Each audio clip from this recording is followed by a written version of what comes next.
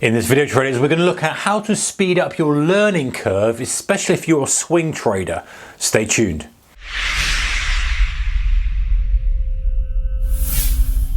Hey guys, a very warm welcome to you. All right, so this question came in from DreamChaser. Appreciate your question, thank you. I noticed you've been having a conversation on one of the videos. I just got the question now, and as mentioned, it's a great question to do a video on. So here I'm doing a video, and I know that a lot of people are probably thinking the same thing.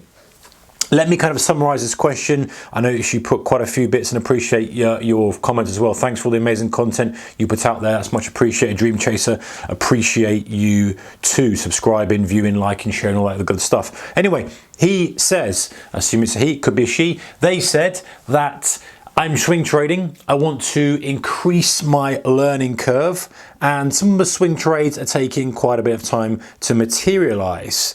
And so he gets the feeling that, or she gets the feeling that there's a bit of a flat learning curve. Okay, it's taking some time because it's one trade, as you can think about if you're a swing trader, let's say it takes 3 months, you're only learning one trade at a time. So 3 months, 3 months, 3 months in a year, maybe you've done 4 trades, and the comparison was to a day trader, maybe they learn that kind of stuff and learn that in a day. So he wants to focus on that in the long term. However, would you recommend to accumulate reference experience faster by trading more short term in the beginning of a trading career, or does it make more sense to just have a multitude of very small swing trading positions simultaneously? It's a great question. It really is a really good question. And by the way, you know, you guys' questions are excellent. You know, there's a bunch of good questions sitting there that, you know, there's superb topics that I know other people are thinking about, things that I haven't thought about, things that perhaps I can add some value to help you. I know that you guys add value as well, and you help in the comment section below. That's the whole idea of it, guys. I put some ideas on my thoughts out there, and some of you guys as well will comment in the comment section and add your thoughts and feelings to it as well. So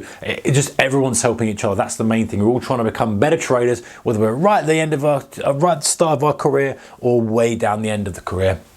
So some ideas, speed up the learning curve. Something that DreamChaser said was multiple swing trading positions. I think that's not a bad idea, right? In other words, rather than having one position, have multiple positions that are small. So you're following that. Now the trouble is, what you've got to be careful of, and this first thing that came to my mind here, is that you're not adjusting your trading strategy just because you want to get the experience. Like one of the things that was mentioned was, should I become a short-term trader and then use that to get experience? I definitely would rule that out, because you're trading a strategy that's different, and then you'll say when you've got the experience, we'll go to a different strategy, a complete separate approach. I don't think that's the right way to do it, because there's so many other nuances and stuff that you'll learn that you can't then bring over to the swing trading side of things. So focus on the swing trading, and your options are the multiple small positions. That's not a bad idea, because rather than one position, you've got multiple positions. What I prefer is a bit of a hybrid perhaps between these two. I put demo and real accounts, is to have your trades that you would take with an amount of capital, and then have other trades that perhaps you wouldn't take but you want to see how they would pan out with a very small amount of capital or on a demo. That way you're learning from how the trade is reacting to your hypothesis. So you've got your current strategy, whatever that may be, and you're allocating capital to that strategy. But let's say now you have other strategies you want to kind of play around with, or even more occurrences of your existing strategy. You then do those with a very small position, so you've got some skin in the game. That's always my preference as opposed to a demo, but if you want to do demo, that's fine, but always prefer myself to have something in the game. And then you can have, let's say, 10 positions around that one position. So the one position is the one you were doing normally, learning from that, great, that's your full size position. Then 10 very small positions that, yes, it's similar to this, but you've still got that one position that you're learning from and seeing how they react to your hypothesis. So if your hypothesis is, you know, on a break to highs, hold at highs, and then go into fresh all-time highs, and I'm long for that as your hypothesis. Now you're watching to see how the market performs, and you're learning for every single day that changes the price action on that trade. Next trade, next trade, next trade, next trade. So you're not adjusting your overall kind of growth, if you like, because you've still got that one kind of bigger trade that you were doing anyway that would allocate capital to, but you're also now experiencing more types of of market conditions, you're also being able to try out new strategies and styles. And I guarantee, well, I never guarantee anything in trading, you've got to be very careful, but I almost guarantee that by doing that, you will accelerate your learning curve, A, by experiencing more kind of market conditions, but B, being able to iterate on the strategy that you've got on the primary one by recognizing some commonalities between those 10, if there are 10 different strategies, say, or 2 or 3 different strategies, different positions in each, the commonalities of success that allows you to perhaps bolt into those higher strategies, that bigger strategy, if that makes sense. So you're getting 10 times the experience and you're not risking 10 times the amount of money. I know that's what you alluded to here when you said multiple swing trading positions, but I think that if you split everything up so much, that's okay, but really you probably want to go a bit more on one because that's the one that you really wanted anyway. Otherwise you end up looking for positions that you're kind of saying they're all equal, when in reality they're not, because you've got a strategy already but you want to add some more to it. So that's something I would suggest to do. Another thing is, and that's either in demo and real accounts as well, you could run a demo and real account side by side. Another thing is number 3, guys, is market replay features. There's some great tools out there. I've not used it for a while, but I know that Ninja Trader, and I think TradingView has it as well. I use TradingView every day. I should know if it's got a market replay feature. I don't use it, but I know that there is software out there that allows you to replay a day or a month or whatever it is and speed it up. So what you could do, obviously you can't allocate capital to it because it's a replay feature, but you could go through the whole process of, okay, let me step back 6 months, let me run some hypothesis on stuff I don't know what's going to happen on, let me put some demo trades on, and let me see how the price action goes by using the market replay feature. There's no substitute, right, for real world trading. Well, I know that, but it might help add something. Let's say it's worth 1/5 of a real world trade.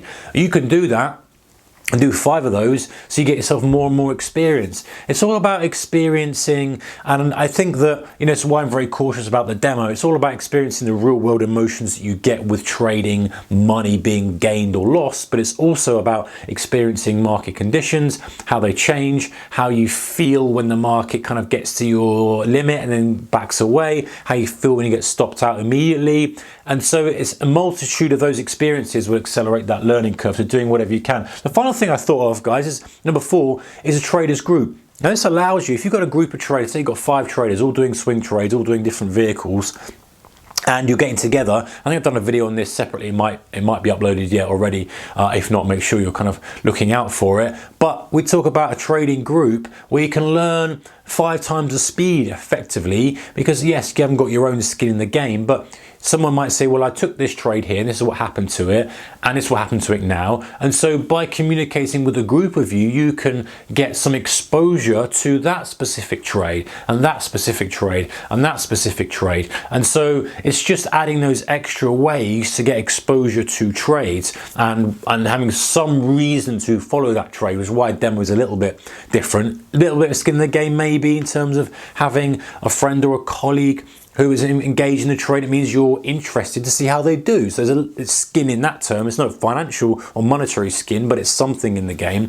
And so it's just adding all these little layers. Another thing that I know that a prop trading firm in New York does is they force the traders to they encourage the traders to visualize trades in their mind, especially trades that they've already done. And that's quite a good tool for going over stuff. It was for day trading specifically, but I don't think there's any difference to swing traders, especially when it comes to decision-making processes and how you are just changing the way you trade based on what you see, running through it in the mind and saying, okay, what did I do under those conditions? What would I do differently under those conditions again? How do I perceive those conditions, etc., etc., etc. So you're getting a little bit more benefit from your actual true market experience. Anyway, those are some ideas I have got for you. Appreciate that question, Dreamcatcher. That was great. I think for me, the best one is to do this, but to have that primary position and other positions underneath it that you're perhaps learning from, but also you're gathering data from as well that could be used from an operational perspective for the strategy. If you guys watching the video have any thoughts, any things that you've done or any ideas, please put them in the comment section below. I'm super interested to see what you guys want to say about this type of topic, and I'm sure the Dreamcatcher is too. Appreciate all your support, guys and girls. Get yours managed, whatever you do. See you next one. Take care. Bye-bye.